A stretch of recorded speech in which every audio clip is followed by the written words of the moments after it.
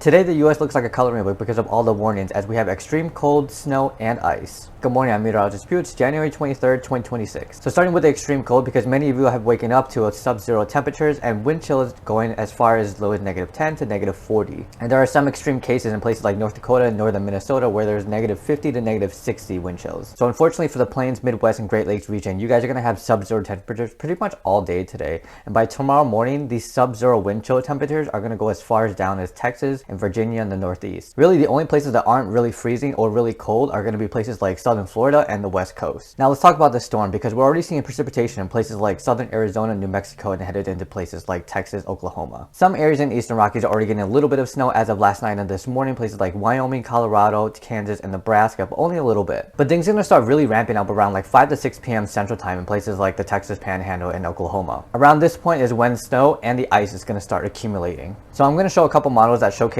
where the snow is going to be, and then right below the snow line in the orange is going to be where the ice is going to occur. In terms of snow accumulation, models are indicating from New Mexico all the way to the south, all the way to the Mid-Atlantic and Northeast, most places are going to see 6 inches or greater. Some localized areas may see up to a foot of snow as well. In terms of ice accumulation, it looks like about 1/4 inch to about 1/2 inch, and both are pretty much going to be happening simultaneously after this afternoon. So around this late evening, around like 9 to 10 p.m. Central Time, places like Arkansas, Louisiana are going to see this snow/ice. And then overnight and Saturday morning, Missouri and the Mississippi Valley are going to see this snow/ice. Saturday afternoon into evening, places like the Ohio Valley and the South are going to see that. And then by Sunday morning to Sunday afternoon, Mid-Atlantic and the Northeast. Also do note that this is a multi-day storm too, so it's not just going to occur for one day. So for example, places like Oklahoma and Texas today, when things start wrapping up around 5 to 6 p.m. Central Time, this is all pretty much going to last until about Sunday morning. So with that being said, those that live below the snow and the ice risk areas, we're going to have some flash flooding concerns. Those in the more southern regions are going to see a lot of precipitation in terms of rain and possibly some thunderstorms as well.